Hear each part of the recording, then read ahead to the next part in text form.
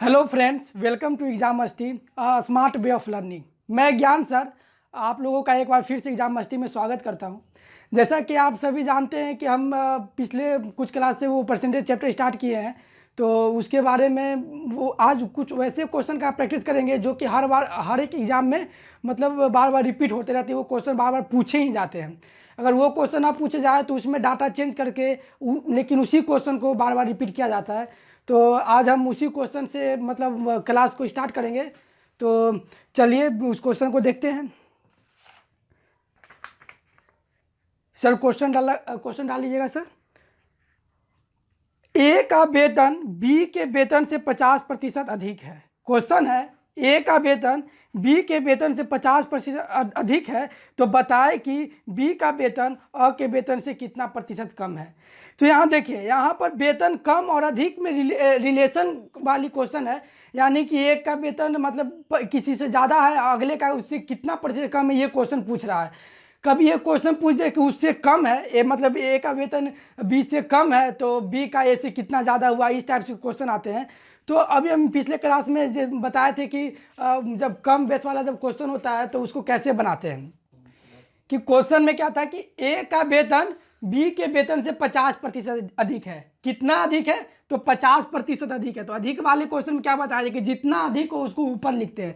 तो कितना अधिक है? तो 50% अधिक है। तो 50% अधिक है, और तो जितना अधिक रहता है 100 में उतना जोड़ देते हैं। यानी कि 100 में 50 को जोड़ दीजिए और मल्टीप्लाई कर दीजिए 100 से। प्रतिशत निकालने के लिए 100 से मल्टीप्लाई करते हैं। आप सभी जानते हैं कि प्रतिशत निकालना रहता है तो 100 से मल्टीप्लाई करते हैं। तो क्या करेंगे कि अब इसको देख लीजिए कि 50 बटा 150 गुना 100। अब इसको काटेंगे 5 तिया 15, यानी कि 100 बटा 3। ये आपका आ जाता है 33 तिया 99, यानी कि 33 1 बटा 3। अगर इसको और तोड़ेंगे तो 33.33 आता है। इस टाइप से कुछ क्वेश्चन मतलब आएंगे पॉइंट में। तो इस टाइप के क्वेश्चन को सॉल्व करने के लिए अगर ये ज़्यादा था तो हम जोड़ रहे थे, अगर इसी में कम कर दे तो क्या करेंगे, इस क्वेश्चन को घटाएंगे। आइए अब नेक्स्ट क्वेश्चन की तरफ चलते हैं। सेकेंड क्वेश्चन लगाइएगा सर। सेकेंड नंबर क्वेश्चन है, राम अपने आय का 30% स्कूटर के पेट्रोल पर, शेष का 1/4 मकान के किराए पर और बाकी बची राशि को भोजन पे खर्च करता है। यदि उसका स्कूटर के पेट्रोल पर खर्च 300 रुपया है तो बताएं कि उसे मकान का किराया कितना देना पड़ेगा। क्वेश्चन क्या है, राम अपने आय का 30%, राम अपने आय का क्या 30% किस पर, पेट्रोल पे खर्च करता है, और शेष का जितना पैसा बच गया उसका 1/4 उसका 1/4 किराए पे खर्च करता है। और फिर क्या, बाकी बची राशि और जो बच गया उस राशि को वो भोजन पे खर्च करता है। क्या करता है? भोजन पे खर्च करता है। तो यदि उस स्कूटर का पेट्रोल पे खर्च 300 रुपया है, यहाँ पर आइए, क्वेश्चन का क्लू यहीं पर मिलता है। उस स्कूटर के पेट्रोल का खर्च 300 रुपया है, लेकिन है कितना, 30% है। उसकी आय का कितना प्रतिशत है? 30% है। तो आप देखिए 30% है लेकिन है कितना, 300 रुपया। 30% है लेकिन है कितना, 300 रुपया। तो अगर हम करेंगे तो यहां से निकालिए 10% का वैल्यू, 10% का वैल्यू निकालेंगे तो ये आपका हो जाता है 100, यानी 3 इधर आके डिवाइड में चला जाएगा। तो ये देखिए ना, 300 का है, अगर हम 1% का निकालेंगे तो 30 से डिवाइड देते हैं ना, तो ये कट जाएगा, और ये 10। और फिर उसी तरीके से 10% निकालने के लिए 1% का निकल गया तो 10 से मल्टीप्लाई करेंगे तो ये हो जाता है कितना,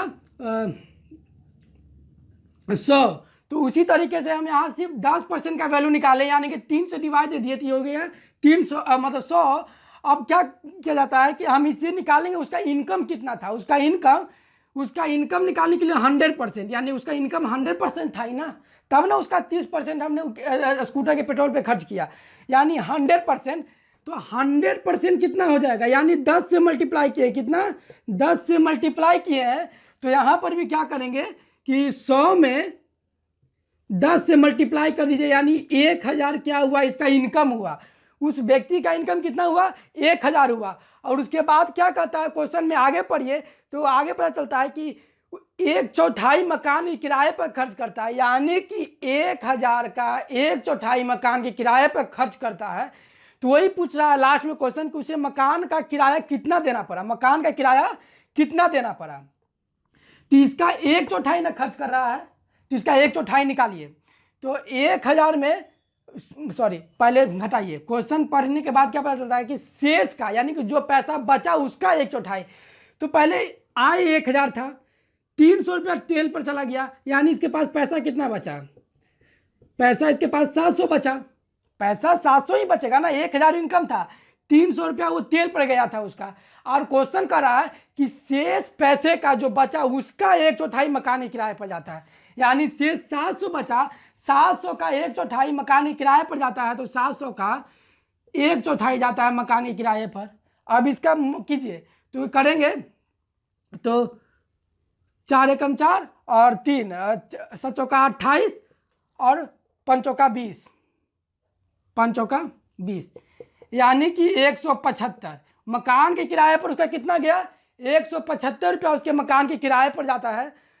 तो इसी तरीके से इस टाइप के क्वेश्चन जो होंगे, यानी कि बस कुछ नहीं, रेशियो की तरह पहले 1% का वैल्यू निकालेंगे या सहूलियत हो तो 10% का वैल्यू निकाल ले और मल्टीप्लाई करके आगे बढ़ते हैं। तो इस टाइप के क्वेश्चन में पहले उस व्यक्ति का पूरा इनकम निकालना रहता है, इनकम निकालने के बाद स्टेप बाय स्टेप क्वेश्चन को पढ़िए और आगे बढ़ते हैं।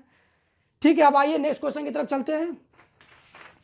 नेक्स्ट क्वेश्चन क्या है,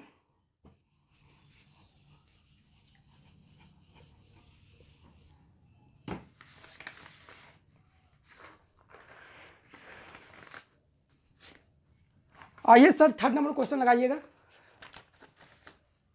आइए थर्ड नंबर क्वेश्चन को देखते हैं। क्या है कि एक परीक्षा में प्रत्येक अभ्यर्थी ने विज्ञान या कला या दोनों विषय लिए हैं। एक परीक्षा में प्रत्येक विद्यार्थी यानी कि हर एक विद्यार्थी जो है कक्षा में जितना भी स्टूडेंट है वो क्या किया है, विज्ञान यानी साइंस भी लिया है, कला आर्ट्स भी लिया है, यानी दोनों सब्जेक्ट लिए।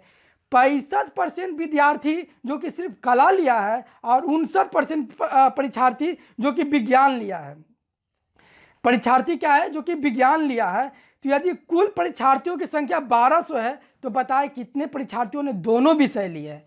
क्वेश्चन में देखिएगा कि दो मतलब कि परीक्षार्थी मतलब है परीक्षा में बैठा हुआ है, तो उसमें क्या है कि 65% जो है कि सिर्फ आर्ट्स लिया है और 59% सिर्फ साइंस लिया है। और हमें पूछ क्या रहा है लास्ट में निकालने के लिए, बताएं कितने प्रतिशत दोनों विषय लिए हैं, यानी उस दोनों में कुछ स्टूडेंट होंगे जो दोनों विषय लिए होंगे। तो इस टाइप के क्वेश्चन को कैसे बनाएंगे, तो इस टाइप के क्वेश्चन को बनाने के लिए सबसे पहले आप टोटल परसेंटेज देखिए कितना परसेंट ओवरऑल होता है, यानी कि कितना है क्वेश्चन में 65% आपका आर्ट्स लिया है, 65% क्या लिया है, आर्ट्स लिया है। फिर आगे बढ़िए तो कितना है क्वेश्चन में 59% आपका साइंस लिया है, यानी कि 65% आर्ट्स लिया है, 59% आपका साइंस लिया है। तो आप इस दोनों को जोड़ते हैं तो कितना आता है, 9 5 14 के 4 1 हासिल और 7 7 5 12 124%। तो कहीं भी परसेंटेज तो 100% होती है ना, स्टूडेंट तो वहाँ 100% होगा, तो ये 24 ज़्यादा क्यों आ रहा है। तो 24 ज़्यादा होने का क्या मतलब है कि आपका जो 24% जो परीक्षार्थी है, 24% जो परीक्षार्थी है ये आपका दोनों सब्जेक्ट लिया हुआ है। क्या लिया हुआ है, 24% परीक्षार्थी आपका दोनों सब्जेक्ट लिया हुआ है। और क्वेश्चन में कह रहा है कि दोनों सब्जेक्ट लेने वाले परीक्षार्थियों की संख्या कितना है, जो कुल परीक्षार्थियों की संख्या 1200 है, यानी कि 1200 में 1200 का 24% दोनों सब्जेक्ट लिए हुए हैं, तो 1200 का 24%, तो आइए 1200 का 24% निकाल लीजिए। तो 1200 का 24% निकालते हैं तो ये जो ये कट गया, बड़ चौका 48 का 8 है, 4 हासिल और 12 दूनी का 24 और 24 4 28, यानी कि 288 परीक्षार्थी वैसे हैं, 288 स्टूडेंट वैसे हैं परीक्षा देने वाले जो कि दोनों सब्जेक्ट आर्ट्स और साइंस दोनों सब्जेक्ट लिए हुए हैं। तो यानी इस टाइप के क्वेश्चन मतलब 2 सब्जेक्ट या 3 सब्जेक्ट वाले जो क्वेश्चन होते हैं, इसमें बनाने का सिंपल तरीका यही है कि आप देख लीजिए कि टोटल ओवरऑल परसेंटेज से कितना ऊपर जा रहा है या कितना घट रहा है। तो घटने का बात तो यहाँ नहीं होगा, क्योंकि जब मतलब स्टूडेंट है और वो 2 सब्जेक्ट लिया हुआ है, मिल जा रहा है, तो यानी कि इसमें कुछ होंगे जो सिर्फ आर्ट्स लिए हैं, कुछ होंगे जो सिर्फ दोनों लिए हैं।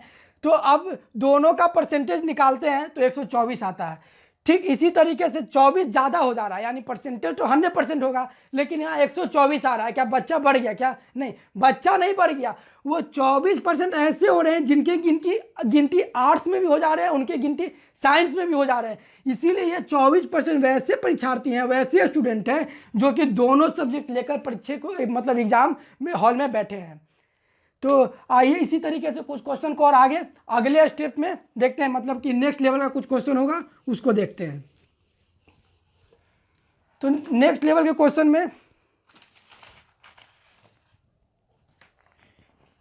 आइए 4 नंबर क्वेश्चन को देखते हैं। 4 नंबर क्वेश्चन सर लगाइएगा। 4 नंबर क्वेश्चन क्या है? किसी परीक्षा में ए तथा बी, किसी परीक्षा में ए तथा बी अधिकतम अंकों का 7% तथा 30% अंक प्राप्त करते हैं, तो इनके प्राप्त अंकों का योग 783 है। यानी कि ए है और बी है, एक परीक्षा में ए भी बैठा है, बी भी बैठा है। तो इसमें क्या करता है? ए अधिकतम अंकों का 7%, मतलब जितना पूर्णांक है उसका 60%, उसका क्या है 60% अंक लाता है। अब बी उसी अधिकतम अंक का 30% अंक लाता है। कितना लाता है? 30% अंक लाता है। तो बताएं, और कह रहा है कि इस दोनों का जो अंक आया ना, दोनों का जो अंक आया वो अंक का जोड़ योग कितना है? तो योग 783 है। योग कितना है? 783 है। तो इस टाइप के क्वेश्चन को कैसे बनाएंगे आइए देखते हैं।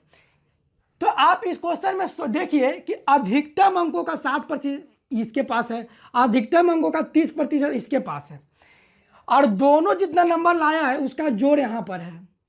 तो क्या करेंगे कि दोनों प्रतिशत को पहले जोड़ दीजिए। दोनों प्रतिशत जोड़ते हैं तो कितना होता है? 90%। यानी अधिकतम अंकों का ही है ना, यानी कि सबका प्रतिशत का जो वैल्यू होगा वो तो सेम ही होगा, इसीलिए इसको जोड़ देते हैं, क्योंकि दोनों एक ही अधिकतम अंक यानी मैक्सिमम मार्क्स जितना था उसी का ला रहा है। यानी कि रेशियो जो भी प्रतिशत का होगा वो सेम होगा, इसीलिए हम इसको जोड़ देते हैं। तो 90%, यानी ये दोनों को जोड़ दिए तो 90%, और दोनों के नंबर को जोड़ने का वैल्यू कितना आ रहा है? 783 आ रहा है। कितना आ रहा है? 783 आ रहा है। तो अब इसको क्या करेंगे? जैसे अभी बताएं कि हम यहाँ से 1% का भी वैल्यू निकाल सकते थे, लेकिन फिर हमें मैक्सिमम नंबर निकालने के लिए कुछ और करना पड़ेगा। तो हम क्या करेंगे? सबसे पहले यहाँ से 10% का वैल्यू निकालेंगे। 10% का वैल्यू निकालने के लिए हम क्या किए हैं? इसमें 9 से डिवाइड दिए है ना, यहाँ भी 9 से डिवाइड दे दीजिए। तो 9 से डिवाइड देंगे तो 10% का वैल्यू आ जाएगा। तो 9 से डिवाइड देते हैं तो कितना हो जाएगा? 9 8 72, 8 और फिर हो जाता है 6 बच गया, 9 7 63, 87, 87 हो जाता है। 10% का वैल्यू कितना हो जाता है? 87। तो फिर हम क्या करेंगे? यहाँ से हमें क्या निकालना था? मैक्सिमम वैल्यू कितना था? यही था ना क्वेश्चन। क्या था क्वेश्चन?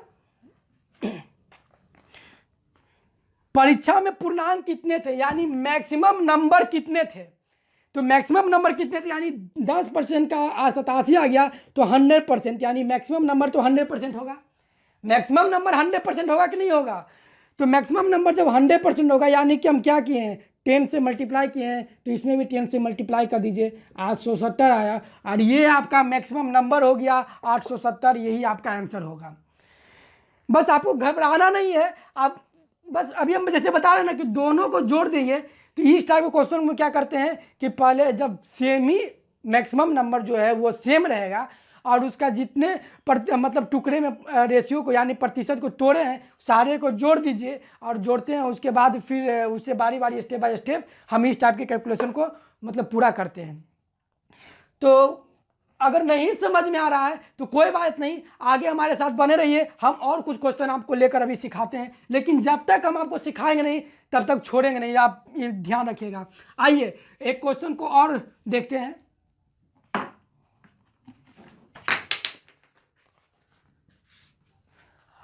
अगला क्वेश्चन लगाइएगा सर। एक परीक्षार्थी 30% अंक लाता है और फेल हो जाता है कितना अंकों से? 5 अंकों से फेल हो जाता है। क्वेश्चन पढ़िएगा, ध्यान से क्वेश्चन पढ़िएगा, क्या कर रहा है, एक परीक्षार्थी 30% अंक लाता है। कितना अंक लाता है? 30%। स्टूडेंट 1 है, लेकिन फेल हो जाता है, 5 मार्क्स से फेल हो जाता है। वहीं दूसरा स्टूडेंट जो है वो 40%, स्टूडेंट 2 जो है वो 40% मार्क्स लाया है, और वो 40% मार्क्स लाया तो पाया गया कि वो मार्क्स से कितना 10 नंबर ज़्यादा लाया है, 10 नंबर ओवर हो गया है। 5 मार्क्स से 10 नंबर वो ज़्यादा ले आया है। क्या लाया है? 10 नंबर ज़्यादा लाया है, और ये 30% अंक लाया है, लेकिन फेल हो गया है 5 नंबर से। आप इस क्वेश्चन में थोड़ा सा ध्यान दीजिएगा। क्या है, स्टूडेंट 1 30% नंबर लाया, 5 मार्क्स से फेल हो गया। स्टूडेंट 2 40% नंबर लाया, 10 नंबर ज़्यादा ला रहा है। किससे? जितना पास होने का नंबर होगा उससे ज़्यादा ला रहा है। तो क्वेश्चन में कह रहा है कि हमें पास मार्क्स कितना है, पास मार्क्स कितना है वो निकालना। बस आप घबराइए नहीं, ध्यान दीजिए, आप तुरंत सीख जाइएगा। क्या करेंगे, दोनों के बीच का डिफरेंस देख लीजिए। दोनों के बीच का डिफरेंस कितना है? 10% है। डिफरेंस कितना है? 10% है। और नंबर में कितना डिफरेंस है? ये 5 नंबर से फेल हो जा रहा है, यानी कि 5 नंबर वो जोड़ लेंगे, और ये 10 नंबर ज़्यादा आ रहा है, यानी 10 नंबर इधर, 5 नंबर उधर फेल होने वाला, 10 नंबर अधिक वाला। यानी कि जो सेंटर लेवल है पास मार्क्स जो सेंटर लेवल है उससे नीचे वाला नंबर जितना फेल हो रहा है उसको जितना अधिक ला रहा है, दोनों को जोड़ दीजिए। दोनों को जोड़ दिए तो 15 मार्क्स आ गया। यानी कि यहाँ अंतर 10% का है, और नंबर यानी कि परसेंटेज में दोनों स्टूडेंट का कितना अंतर है? 10% का, और नंबर में कितना अंतर है? तो 15 नंबर का अंतर है। यानी कि 10% का वैल्यू 15 आ रहा है। कितना आ रहा है? 10% का वैल्यू 15 आ रहा है। तो 30% का वैल्यू निकालिए। कितना का निकालिए? 30% का वैल्यू निकालिए। क्या किए हैं? 3 से मल्टीप्लाई कर दिए हैं। तो यहाँ भी 3 से मल्टीप्लाई करिए तो 15 तिया 45। बस अभी ध्यान दीजिएगा, ये आपका परसेंटेज वो पास मार्क्स नहीं निकला है। अब भी 5 मार्क्स निकलने के लिए एक कंसेप्ट और यहाँ पर आप क्या करेंगे कि भी तो हम 30% का मार्क्स निकालें कि 45 नंबर है। 30% का वैल्यू 45 आया, और ये स्टूडेंट जब 30% नंबर ला रहा था तो फेल हो जा रहा था 5 नंबर से। कितना नंबर से फेल हो जा रहा था? 5 नंबर से। तो इस 45 में 5 को ऐड कर दीजिए, और ये आपका आ गया 50, और ये 50 आपका हो गया आंसर। यानी कि वो पास मार्क्स कितना था? 50 था। इस टाइप के क्वेश्चन में बस यही देखना है कि परसेंटेज में दोनों के मार्क्स का डिफरेंस कितना है। क्या है कि परसेंटेज में दोनों के मार्क्स का डिफरेंस कितना है, और नंबर में दोनों के नंबर यानी जो मार्क्स है उसका डिफरेंस कितना है। दोनों के डिफरेंस को जोड़िए और उसका मतलब रिलेशन से सॉल्व करके उसका आंसर ला सकते हैं। आइए हम नेक्स्ट क्वेश्चन की तरफ चलते हैं। नेक्स्ट क्वेश्चन क्या है?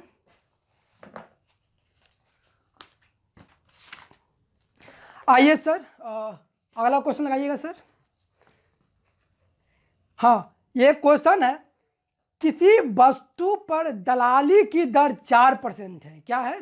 किसी वस्तु पर दलाली की दर 4% है, और वो बढ़कर 5% हो जाता है। कितना हो जाता है? बढ़कर 5% हो जाता है। फिर भी एक दलाल की आय अपरिवर्तित रहे, लेकिन उसका इनकम नहीं बढ़ रहा है। अपना दलाली का इंटरेस्ट बढ़ा दे रहा है, लेकिन इनकम नहीं बढ़ रहा है। यहाँ ध्यान दीजिएगा, इनकम नहीं बढ़ रहा है, और उसके व्यापार में कितने प्रतिशत की कमी आएगी? जब इनकम नहीं बढ़ रहा है, यानी कि जाहिर सी बात है कि नंबर बढ़ गया है, वो अपना रेट बढ़ा दिया है, तो क्या करेगा? उसके यहाँ मतलब आदमी कम जा रहा है। मतलब आप ध्यान दीजिए ना, देखिए क्या हो रहा है कि क्या करते हैं, अगर कोई इंसान क्या है अपना रेट बढ़ा दे रहा है, जाहिर सी बात है जब रेट बढ़ा दिया तो अगर उसको सेम कस्टमर आए तो उसको तो फायदा होना चाहिए। उसको फायदा होना चाहिए कि नहीं होना चाहिए? तो लेकिन इसको क्या क्वेश्चन के हिसाब से क्या कर रहा है कि घाटा हो रहा है। क्या हो रहा है? घाटा हो रहा है, यानी उसके व्यापार में कमी आ रही है। उसके व्यापार में कमी आ रही है कि क्या मतलब हुआ कि अपना रेट तो बढ़ा दिया, दलाली का दर जो था वो तो बढ़ा दिया, 4 से 5 कर दिया, लेकिन क्या हुआ जब दर बढ़ गया सामान उसका यानी उसका मजदूरी महंगा हो गया, तो अब क्या हुआ कि आदमी उसके पास नहीं जाने लगा। यानी आदमी कुछ कम कर दिया, जाना कम कर दिया, तो जाहिर सी बात है पहले जितना इनकम था आज भी उतना ही इनकम है, तो इनकम में कोई चेंज नहीं हुआ, इसका मतलब क्या हुआ, कस्टमर में चेंजिंग आई है, उसका जो कस्टमर था वो घट गया है। तो आप ध्यान दीजिए क्या हो रहा है, पहले 4% दलाली था, क्या था, 4% दलाली था, अब दलाली बढ़ के हो गया 5%, दलाली बढ़ के कितना हो गया, 5% हो गया। अब ध्यान दीजिएगा कि कितना बढ़ रहा है दलाली, दलाली आपका 1% ना बढ़ रहा है, कितना बढ़ रहा है दलाली आपका, 1% बढ़ रहा है, दलाली 1% बढ़ रहा है, कितना में, पहले 4 था, टोटल वैल्यू पहले वाला वैल्यू कितना था, 4 था, 4 में 1% दलाली बढ़ के 5 हो जा रहा है, यानी पहले वाला वैल्यू तो 4 ही था ना। तो हम क्या बोलते थे कि जो जितना वृद्धि होता है उसको ऊपर और जितना हुआ है वृद्धि उसको नीचे वाले में टोटल नंबर से जोड़ देते हैं। तो टोटल नंबर पहले का 4 ही था ना, 4 में 1 जोड़कर 5 कर देते हैं। आप ऐसे भी ध्यान दीजिए ना कि 5, 4 से 5 हो गया, यानी बढ़ा 1, कितना बढ़ा 1, कितना में 1 बढ़ा, 5 किए तब 1 बढ़ा, कितना बढ़ा, 5 किए तब 1 बढ़ा। अब बस घबराइएगा नहीं, बस थोड़ा सा ध्यान दीजिएगा क्या किया, हम इसका और दूसरे तरीके से बताएंगे आप, लेकिन वैसे ध्यान दीजिएगा, 4 में 1 बढ़ रहा है, कितना में 1 बढ़ रहा है, 4 में 1 बढ़ रहा, तो 1 बढ़ गया ऊपर, ठीक है लिख दिए, टोटल वैल्यू 4 ही था ना, टोटल वैल्यू तो 4 था, 4 में 1 जोड़ के 5 लिख दिए। अब इसको मल्टीप्लाई 100 से कर दिया, 100 से करने का क्यों मतलब है, क्योंकि परसेंटेज निकालने के लिए मल्टीप्लाई करते हैं 100 से। अब आइए ये कट के आ गया 20, यानी कि उस बंदे के व्यापार में 20% की कमी आ गई है, उस बंदे के व्यापार में क्या हुआ है, 20% की कमी आ गई है, इसीलिए क्या हुआ कि उसका इनकम जो है, इनकम सेम रह गया, यानी अपना रेट तो बढ़ा दिया लेकिन इनकम में कोई चेंजिंग नहीं हुई, इनकम वैसे के वैसे ही है। आइए, अगर इसमें आपको अगर समझ में नहीं आ रहा है तो घबराइएगा नहीं, हम आगे कुछ क्वेश्चन लेकर उसको भी क्लियर करेंगे। अभी तो परसेंटेज चैप्टर हम स्टार्ट ही किए हैं, ये हम अभी और 1-2 क्लास लेंगे, आप इसके लिए घबराने वाली बात नहीं है। जब तक हम आपका कंसेप्ट को क्लियर ना कर दें तब तक हम इस चैप्टर को नहीं छोड़ने जा रहे हैं, ये भी आप कंफर्म लीजिएगा, क्योंकि अभी बहुतों सारा एग्जाम का डेट डिक्लेयर हो चुका है। जैसे कि अभी 12 तारीख से आपका CHSL जो SSC का एग्ज़ाम है उसका एग्ज़ाम होने वाली है, उसके बाद रेलवे भी अपना डेट क्लियर कर दिया है, उसके बाद उसका भी एग्ज़ाम होने वाला है। अभी रेलवे का जो नोटिफिकेशन आया है वो भी हम बता देंगे, आप जाके देख लीजिएगा, तो उसका भी लिंक हम दे देंगे चैनल में, उस डिस्क्रिप्शन में आप देख लीजिएगा कि रेलवे का क्या डेट अनाउंस हुआ है, उसके बारे में जानकारी आपको मिल जाएगी। तो इसी के लिए परसेंटेज चैप्टर उन सभी एग्जामों को देखते हुए बहुत ही महत्वपूर्ण होने जा रही है, इसी के लिए आप बिना घबराए हुए अभी आप ध्यान से सीखिए और वीडियो के लास्ट तक बने रहिए, ताकि हम एक भी चीज़ छूटे ना, क्योंकि एक एक स्टेप में नए नए क्वेश्चन, नए नए टाइप आ रहे हैं, और क्या कहते हैं कि सबका अलग अलग फंडा, अलग अलग रूल होता है। तो इसी के लिए कि आप स्किप कीजिएगा तो आपको थोड़ा सा दिक्कत होगा, इसीलिए आप स्किप किए बिना आप पूरे वीडियो को देखिए, अंत तक जाइए। और अभी ये तो स्टार्टिंग है, अभी और क्लास हम लेंगे परसेंटेज का, उसके लिए आप सोचिए मत, डरिए मत। आइए क्वेश्चन को और लेते हैं।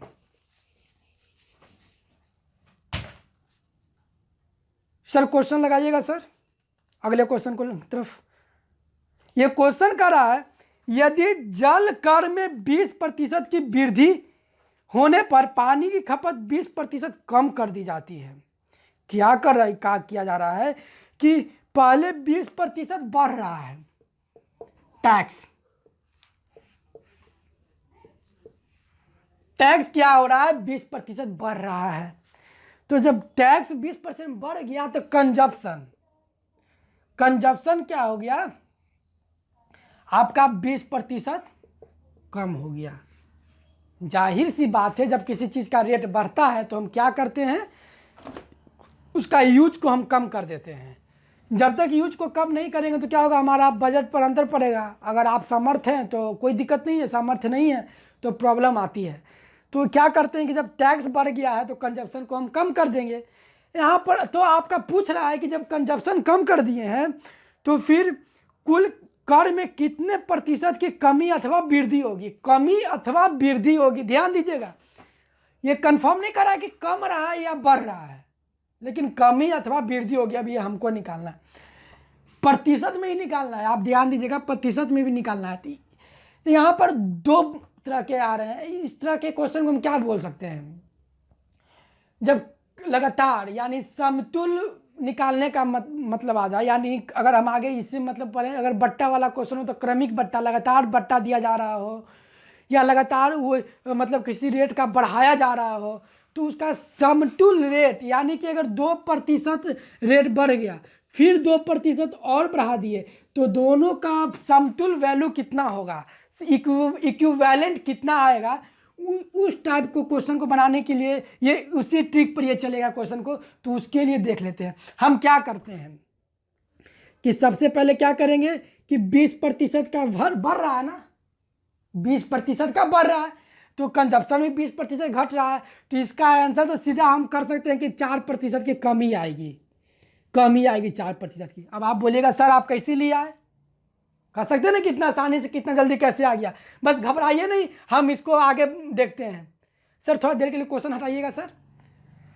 हाँ देखिए क्या है कि इस टाइप के क्वेश्चन बनाने के लिए अभी हम इस क्वेश्चन से हट कर चलते हैं, पहले इस क्वेश्चन से हट जाते हैं। क्वेश्चन से हटने के बाद क्या आता है कि एक फार्मूला है, फार्मूला को देख लीजिए,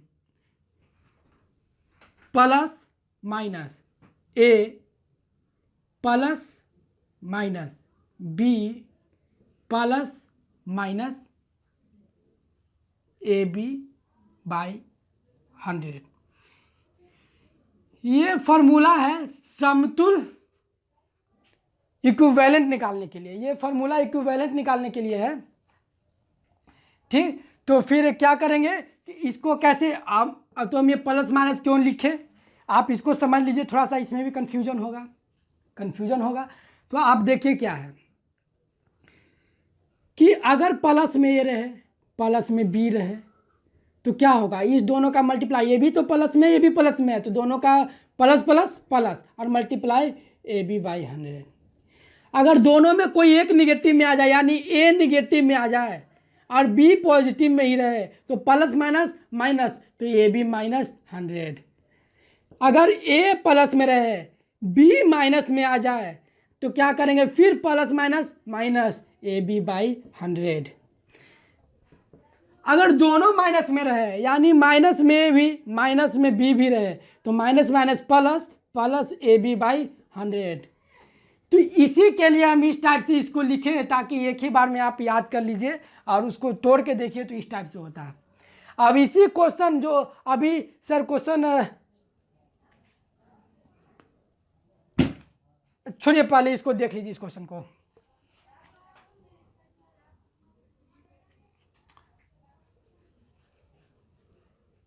क्वेश्चन लगाइएगा सर। यहां पर क्या हो रहा है, टैक्स 20% बढ़ जा रही है, क्या हो रहा है, टैक्स 20% बढ़ रहा है यानी इंक्रीज हो रहा है ना, यानी कि प्लस हो रहा है तो प्लस 20, प्लस हो रहा है तो प्लस 20। उसके बाद हम कर दें कि कंजप्शन घट रही है, कंजप्शन 20% घट रही है, कंजप्शन क्या हो रहा है, घट रही है, यानी कि माइनस में बी हो गया, यानी घटना, माइनस में 20% कंजप्शन घट रहा है तो माइनस हो गया। अब जब क्या करेंगे, ये प्लस और ये माइनस तो माइनस प्लस माइनस, और ये भी करते हैं ना यानी कि 20 मल्टीप्लाई 20 बाई 100, 0 से 0 गया, ये दोनों को करेंगे तो ये तो कट कर 0 आ जाएगा, माइनस 2 2 4, माइनस में 4 आया, माइनस में 4 आने का क्या मतलब हुआ कि 4% की कमी हो रही है, क्या हो रही है, 4% की कमी आ रही है। अगर ये प्लस में आता तो 4% की वृद्धि हो जा रही थी, अगर ये माइनस में आ रहा है, माइनस डिनोट करता है कि 4% लॉस हो रहा है, निगेटिव जा रहा है, इसीलिए ये माइनस में आ गया। अगर यही आंसर प्लस में आता तो क्या होता, वृद्धि होता। और क्वेश्चन तो यही बोल रहा है कि वृद्धि हो रही है या कमी हो रही है, तो माइनस आ रहा है तो पता चल गया कि माइनस में आया तो माइनस मतलब कि वृद्धि नहीं हो रही है, कमी हो रही है। तो कितना कमी हो रही है, तो 4% की कमी हो रही है। अगर नहीं समझ में आए तो घबराइए नहीं, हम अभी एक दो को ट्रिक इसका करेंगे, एक दो क्वेश्चन और लेते हैं और उसको सॉल्व करते आते हैं। जैसे कि एक अपने मन से ले लेते हैं,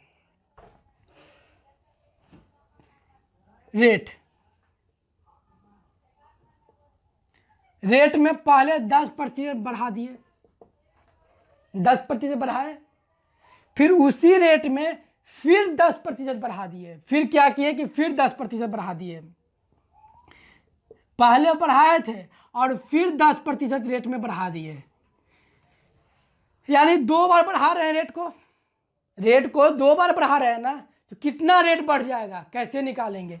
तो पहले 10% बढ़ाए थे, फिर 10% बढ़ा रहे हैं, plus minus minus 10 into 10 sorry plus plus plus 10 into 10/100। देखिए 0 से 0 गया, 0 0 गया, ये 10 और 10 20 और जोड़ 1 मल्टीप्लाई करेंगे 1, यानी कि 21%। अगर 2 लगातार इंक्रीज करेंगे, 2 बार लगातार बढ़ाएंगे, तो क्या करेंगे कि ये 21% का वृद्धि हो जाएगा। कितना का वृद्धि हो जाएगा? 21% का वृद्धि हो जाएगा। अगर वही हम 2 बार लगातार घटाते, तो मान लेते हैं कि हम सबसे पहले क्या किए कि हम पहले 10% का छूट दिए। क्या किए? 10% का छूट दिए और बोले ना कि अगर तुम हमें ऑनलाइन पेमेंट करोगे तो 10% और छूट देंगे। यानी कि पहले तो हम लगा दिए कि 10% की भारी छूट, अगर ऑनलाइन करोगे तो और 10% की छूट, तो आपको कितना छूट मिल जाएगा, इसका इक्विवेलेंट वैल्यू कितना आएगा। तो क्या करेंगे, छूट मिल रही है ना आपको, तो पहले -10 लिखिए, फिर छूट मिल रही है तो फिर -10 लिखिए, माइनस माइनस प्लस आपको फिर कर लीजिए 10 मल्टीप्लाई 10/100, 0 0 गया, 0 0 गया, ये माइनस माइनस -20 और ये +1 यानी -19। आपको टोटल 19% का छूट मिला। आप देखिए सेम ही वैल्यू था, अगर इंक्रीज कर रहे थे तो 21% हो जा रहा था, और वही अगर मतलब हमको क्या हो जा रहा था कि बढ़ जा रहा था, और वही छूट में हमको 19% छूट मिल रही है। माइनस का मतलब कि 19% छूट मिलना यानी कम होना। ये आपका समतुल्य है। वैल्यू निकालने के लिए बस इसी फार्मूला का यूज कीजिए और सारे का समतुल्य वैल्यू निकालिए। और इस फार्मूला का हम आगे आने वाले बहुतों चैप्टर में हम यूज करेंगे और आपको वहाँ बताएंगे, ताकि आप ये आप देख लीजिए कि आप कहें कि हाँ सर ये दिए हैं और ये आप आगे यूज नहीं है। ये हर एक चैप्टर में यूज है। जहाँ जहाँ समतुल्य निकालने की बात हो, जहाँ जहाँ इक्विवेलेंट निकालने की बात हो, 2 रेशियो का ये फार्मूला यूज करेंगे। आप घबराइए नहीं, ये तो लगातार बट्टा या लगातार यानी 2 ही का है ना। 2 बार जब लगातार हो रहा है, छूट मिल रहा है या मतलब वृद्धि हो रही है, तब अगर 3 हो, 4 हो, 5 लगातार बट्टे मिले तो क्या करेंगे। तो उसके लिए घबराइए नहीं, आगे आने वाले वीडियो में हम उसको भी बताएंगे और उसका भी फार्मूला आपको देंगे, ताकि आप आसानी से 4 लगातार बट्टे का समतुल्य वैल्यू निकाल सकते हैं, 5 लगातार बट्टे का समतुल्य वैल्यू निकाल सकते हैं। तो आप घबराए नहीं। अभी आइए 1-2 क्वेश्चन और देख लेते हैं इसी में।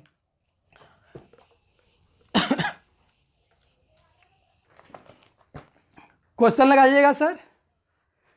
देखिए क्या लिख रहा है, फलों के मूल्य में 30% की कमी करने पर उनकी बिक्री 40% अधिक हो जाती है। फल के मूल्य में 30% बिक्री करते हैं, कमी करते हैं, तो बिक्री 40% बढ़ जाती है। तो हम तो बार बार कह रहे हैं कि अगर दाम घटता है तो कोई भी आदमी ज़्यादा खरीदने लगता है, क्योंकि उसको लगता है कि दाम घट गया है तो अभी मौका है, अभी जितना खरीद कर उसका यूज कर लें, मन भर जाए। लोग क्या करते हैं, यूज अपने संतुष्टि लायक करते हैं, जितना भी मन भर जाता है उतना यूज करते हैं। तो यानी कि दाम घट रहा है, लोग ज़्यादा खरीदेंगे। यानी कि फल का दाम 10% घट गया है, तो क्या करेंगे, लोग ज़्यादा खरीदेंगे, तो उसका बिक्री 40% बढ़ जा रही है। बिक्री कितना हो रहा है? 40% बढ़ जा रही है। तो इसके विक्रय मूल्य पर क्या प्रभाव पड़ेगा? विक्रय मूल्य पर क्या प्रभाव पड़ेगा? बढ़ेगा, कितना बढ़ेगा वो निकालना है। तो आइए देखते हैं कि सबसे पहले 30% की कमी कर रहे हैं। कितना कर रहे हैं? 30% की कमी हो रही है।